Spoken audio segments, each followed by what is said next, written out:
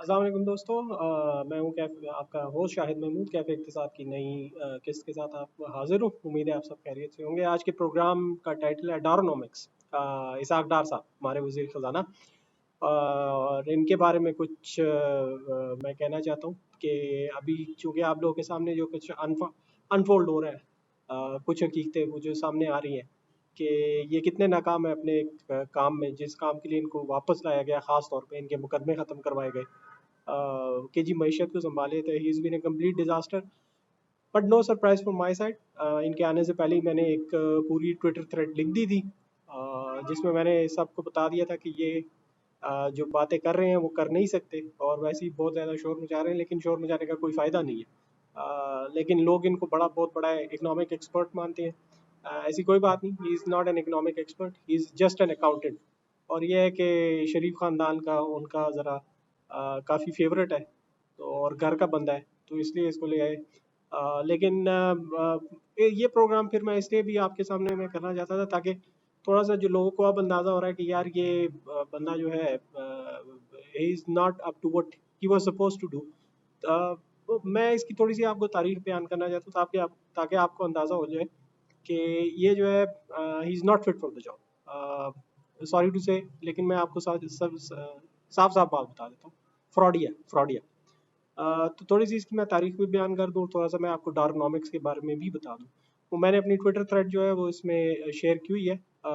जो डिस्क्रिप्शन का सेक्शन है उसको ज़रूर पढ़िएगा, कि इसके आने से पहले ही मैंने आप लोगों को बता दिया था सबको कि ये कुछ नहीं कर सकता, वैसे ही बहुत शोर बहुत कर रहा है। और बेचारे मिफ्ता इस्माइल को जो है इसको पहले दिन से उसके पीछे पड़ा हुआ था, उसकी टांगें काटने की कोशिश कर रहा था, एंड नो वंडर के वो इतने गुस्से में है। बहरहाल एनीवे जी, शुरू करते हैं प्रोग्राम को। तो डारोनॉमिक्स सबसे पहले डिफाइन कर लेते हैं कि डारोनॉमिक्स क्या है। जो लोग कहते हैं ना डारोनॉमिक्स जी, इसकी कोई वाज़ेह कोई डेफिनेशन, कोई इसकी तारीफ नहीं है, लेकिन तीन चार इसके आंसर है जो ये डार साहब को बड़े पसंद है और जो अक्सर वो करते हैं। पहले सबसे बड़ा इसका आंसर जो है वो ये है कि ये मेरे नज़दीक this this is what I think. ये एक तो ये इदाद शुमार की हेरा फेरी बहुत करते हैं, फिगर फजिंग। ये डारोनॉमिक्स की एक बहुत बड़ी जो है वो है तारीफ है। वो अभी मैं आपको कुछ मिसालें भी दूंगा। इदाद शुमार की हेरा फेरी बड़ी करते हैं। दूसरा ये कि इनका जो नवाज शरीफ शहबाज शरीफ साहब का, उनके वो बड़े फेवरेट में वो बिग टिकट आइटम जिन्हें कहते हैं, इंफ्रास्ट्रक्चर के प्रोजेक्ट्स, मोटरवे बना दो, ये चला दो, वो चला दो, ये ट्रेन चला दो, मेट्रो बसेस चला दो, ये वगैरह, ये उसके लिए पैसे अरेंज करने के जिम्मेदार है। ये उनके फेवरेट है। फिर उनकी पॉपुलिज्म के लिए वो जो पॉपुलिस्ट पॉलिटिक्स होती है उनकी, पॉपुलिस्ट पॉलिटिक्स का अभी आप पूरी तारीख उठा के देख लें, उनकी येलो कैब होगी, सस्ती रोटी होगी, इस तरह की स्कीमें होगी, या फिर अभी जो उन्होंने पॉपुलिज्म पॉपुलिज्म भी कह लें इसको, सियासी रिश्वत भी कह लें, कि 90 बिलियन रुपए, वैसे तो शोर कर रहे हैं ना कि हमारे पास पैसे ही नहीं है, सरकारी खजाना खाली हो गया, ये हो गया, वो हो गया। 90 बिलियन रुपए मैंने एमपीएस को दिए सियासी रिश्वत के तौर पे। ये जो है, ये डार साहब जो है, ये काम इनका ये भी एक है कि इनके लिए जो शरीफ बरदरान है, उनकी जो पॉपुलिस्ट पॉलिटिक्स है उसके लिए ये फंड्स वगैरह जो है वो करते हैं। फिर दूसरा पॉपुलिस्ट पॉलिटिक्स का एक और आंसर जो कि अभी हो रहा है वो ये है कि ज़राअत पे सब्सिडी अच्छी खासी बड़ी एक और इन्होंने दे दी है वोट गार्नर करने के लिए। वैसे उसकी कोई तुक नहीं बनती, सिर्फ ये नहीं करते और भी करते हैं। इससे पहले इमरान खान गवर्नमेंट ने भी की, हर गवर्नमेंट करती है, लेकिन this is part of that.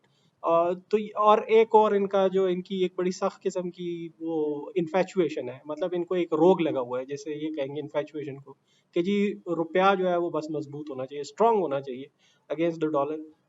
उसका भावें हमें नुकसान जितना मर्जी, और इसकी वजह से बड़ा नुकसान भी हो चुका है, उस पर अभी मैं मजीद बात करूँगा। लेकिन थोड़ी सी मैं इसकी तारीख इस बंदे की बता दूं। इस बंदे की तारीख ये आया 97-98 में। थोड़ा सा मंजर यहाँ पे है। पहले भी ये नहीं कि शरीफ फैमिली इसको नहीं जानती थी, ये शरीफ फैमिली के जो हिसाब किताब है, बुक्स वगैरह, उसकी अकाउंटिंग के उसका जिम्मेदार था, तो उनके लिए सारे काम करता था। कि उनके खातों वगैरह का हिसाब, ये वो हेर फेर करनी हो, जो करनी हो, तो ये साहब जो है ये अकाउंटिंग जानते थे। Is not an economist. लोग अपना थोड़ा सा, जिसको ये डाउट है कि, या जिसके ख्याल में खाम ख्याली है कि ये इकोनॉमिस्ट है, इकोनॉमी चला सकता है, he is not an economist, he is an accountant. वो खाते रखने वाले जो है, ये खाते रखने वाला काम कर सकता है, इज़ नॉट एन इकोनॉमिस्ट। तो ये उनके खाते शुरू से उनको डील करते आया। 97 में आईएमएफ से एक डील हुई, उस वक्त सरताज अजीज साहब वजीर खजाना थे। वजीर उन्होंने वो जब डील हुई उस वक्त भी कंडीशन जो थे, हालात वो भी उस वक्त भी हम 1997 में नाजुक मोड़ पे खड़े थे, जैसा कि हर वक्त खड़े रहते हैं। लेकिन एनीवे उसमें ये था कि जब वो डील हुई तो वो डील चलते चलते बीच में इस बंदे ने टांग अड़ाना शुरू कर दी, और सरताज अजीज को भी इसी तरह तंग करता था इसके खिलाफ। ये जिस तरह मुफ्ता इस्माइल के खिलाफ इसने मुहिम चलाई थी, ये सरताज अजीज साहब के खिलाफ भी इसने मुहिम चलाई। बीच में कभी क्या करता है, कभी किससे शिकायतें लगाता है ये इसी तरह, और कभी क्या उनको वो नवाज शरीफ और शहबाज शरीफ वगैरह को जो है कि जिन्हें ये बंदा हटाऊं और मैं कर लूँगा, मैं डील कर लूँगा, ये मैं बहुत बड़ा तुरम खान हूँ।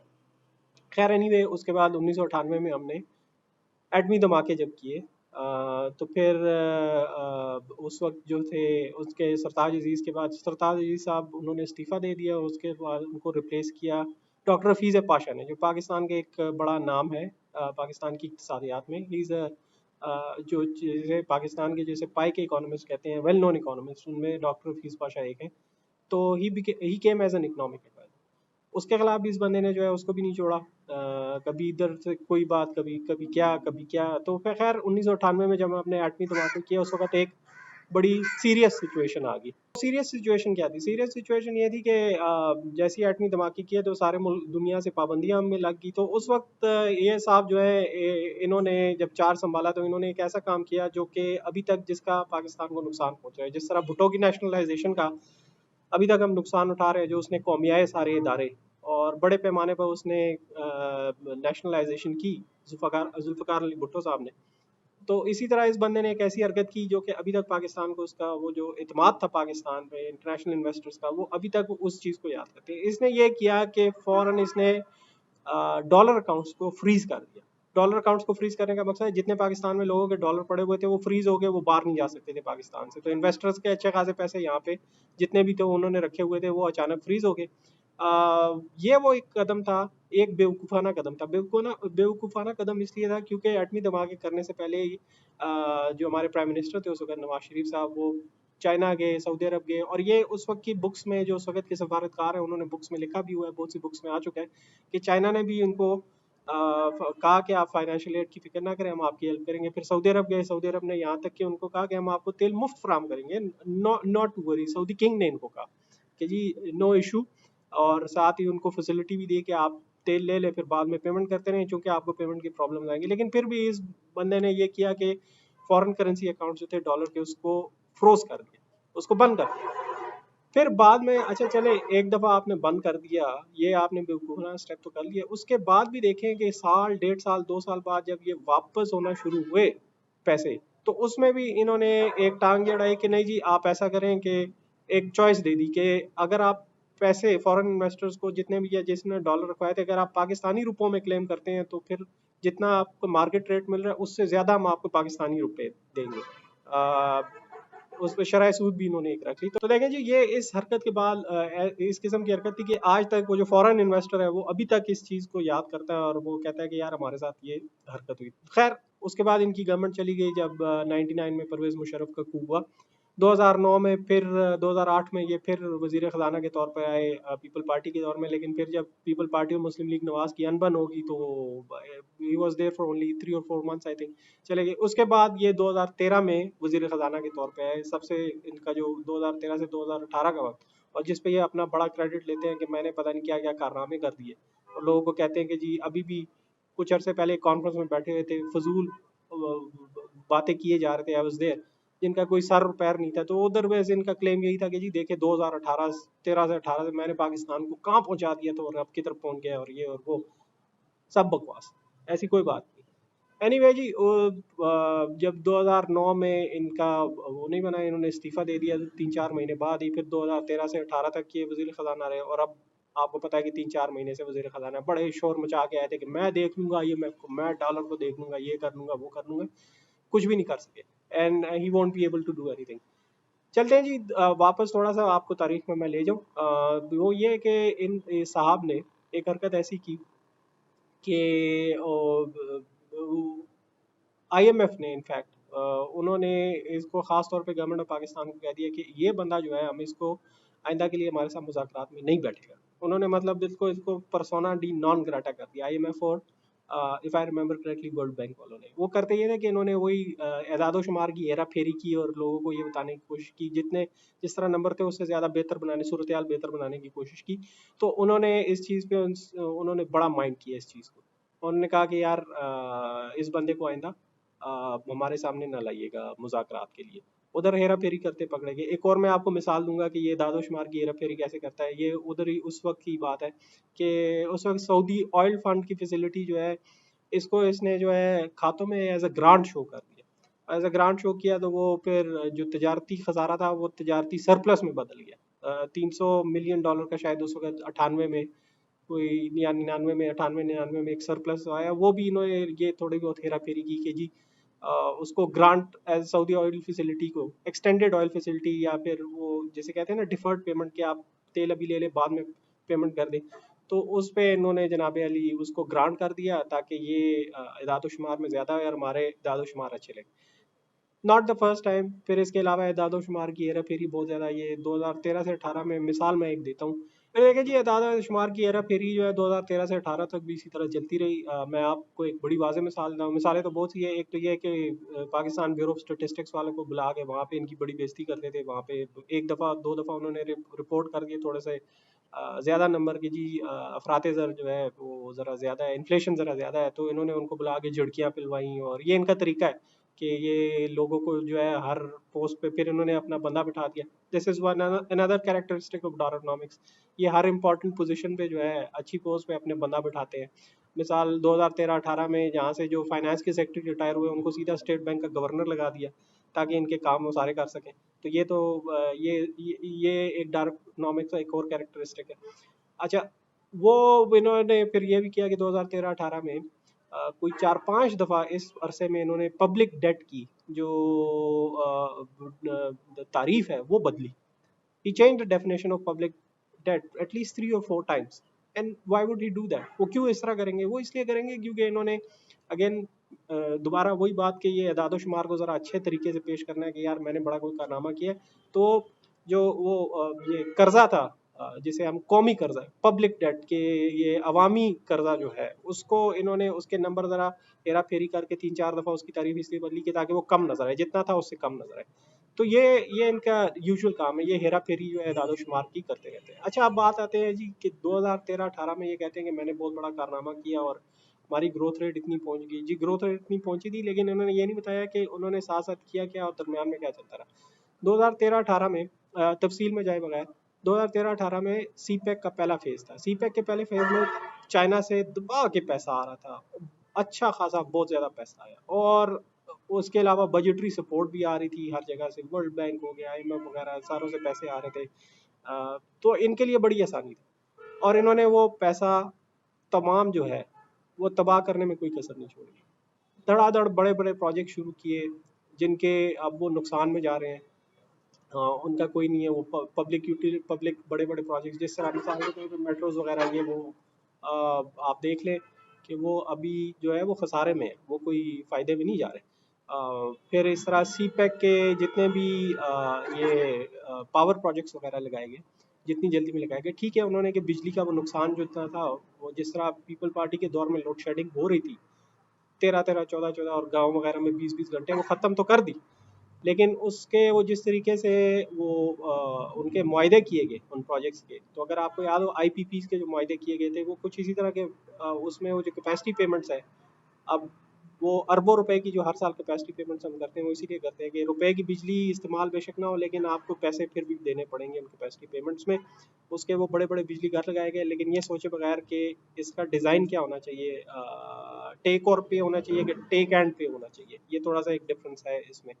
टेक एंड पे में तो वो उसमें कैपेसिटी पेमेंट्स नहीं होती, टेक और पे में तो वो उसमें कैपेसिटी पेमेंट्स होती है। खैर वो किसी और वक्त के लिए बहस है।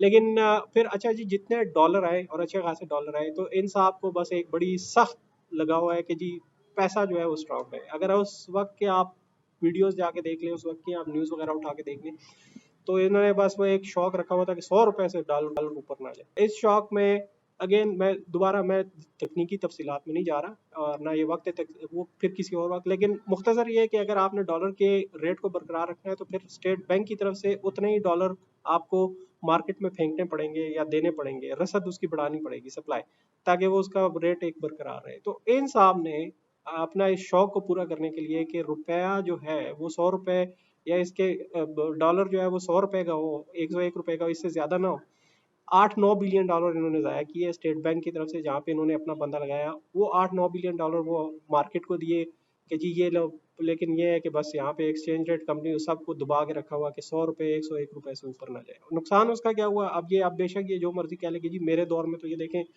बहुत वो था, 100 रुपए से ऊपर नहीं जा सकता था, लेकिन अब देखें उसका नुकसान भी था। और एक और बात अभी देख लें कि ये डॉलर अभी जो इतना ज़्यादा ऊपर गया है वो किस लिए गया है, क्योंकि इनकी सारी अनबन जो है वो फूफा और अपनी बदमाशी के जी मैं डॉलर को ये कर दूंगा, मैं वो कर दूंगा। अब तो डॉलर आपके पास है ही नहीं मार्केट में फेंकने के लिए, वो तो खत्म है।